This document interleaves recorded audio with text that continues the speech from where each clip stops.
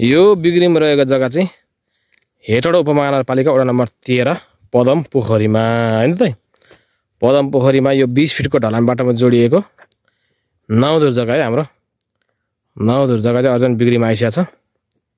ठ्याक्कै अगाडिपट्टिको यो मेवाबारी मोडा लगभग 10 मिटर मोडा भएको उत्तरतर्फ फर्किएको नौधुर जग्गा बिग्रीमा छ।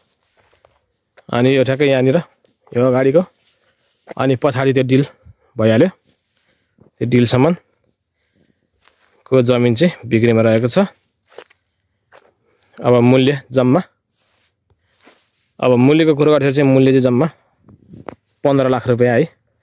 15 लाख रुपैयाँमा नौधुर जग्गा अर्जन बिग्रीमा छ है यहाँ।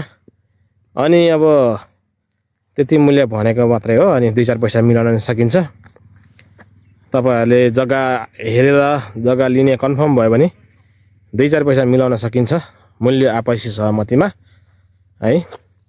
तपाईको जग्गा रहेको स्थान चाहिँ यो छ हेटौडा उपमहानगरपालिका वडा नम्बर 13 पदम पोखरीमा। ल एकदमै सस्तो मूल्यमा जग्गा चाहिएमा तपाईहरुले सम्पर्क गर्न सक्नुहुन्छ। हेटौडा बजारबाट करिब 8 किलोमिटरको दूरीमा रहेको यो जमिन 10 किलोमिटरको दूरीमा रहेको यो जमिन चाहिँ तपाईहरुले खरिद गरेर तुरुन्तै घर बनाउन सक्नुहुनेछ है। खोला बाडी पहिरो डुबान त्यस्तो केही पनि हुँदैन।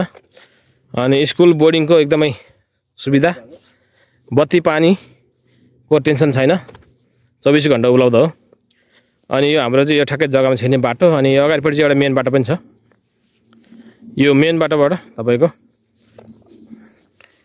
ठ्याक्कै यो भित्र सिधै तपाईको जग्गा चाहिँ अब यता ठ्याक्कै त्यो बाटोबाट यहाँ सर आइसकेपछि अनि जग्गा चाहिँ यहाँनिर है तपाईको एकदमै सुपथ मूल्यमा उपलब्ध भएको छ। अनि तपाईहरुले खरिद गर्न सक्नुहुन्छ। जमिन एकदमै राम्रो छ है। तपाईको अब यता भेग चाहिँ पूर्वी भयो। अनि यता उत्तरतर्फ फर्केको जग्गा। अनि यता चाहिँ तपाईको पश्चिमतर्फ भयो भने हेटौडा बजार चाहिँ यतापट्टि साइडमा पर्छ। अनि यो चाहिँ मकवानपुर जिल्ला तपाईको हेटौडा अनि उपमहानगरपालिका वडा नम्बर 13 अहिलेको नयाँ अनुसार चाहिँ प्रदेश नम्बर 3 को राजधानी भनौँ न यसलाई। प्रदेश नम्बर 3 को राजधानी हो है यो चाहिँ। बागमती प्रदेश हो है 3 नम्बर को राजधानी पनि हो यो। फेरि तपाईहरुले सम्झाउन सक्नुहुन्छ। ल जमिन भएको स्थान जमिन यही हो। जम्मा नौधुर 15 लाख रुपैयाँमा तपाईहरुले खरिद गर्न सक्नुहुन्छ। अनि सम्पर्क पनि गर्न सक्नुहुन्छ। स्क्रिनमा चाहिँ अगाडि डिस्प्लेमा नम्बर पनि दिएको छ। तपाईहरुले सम्पर्क गर्न सक्नुहुन्छ। ल धन्यवाद है त।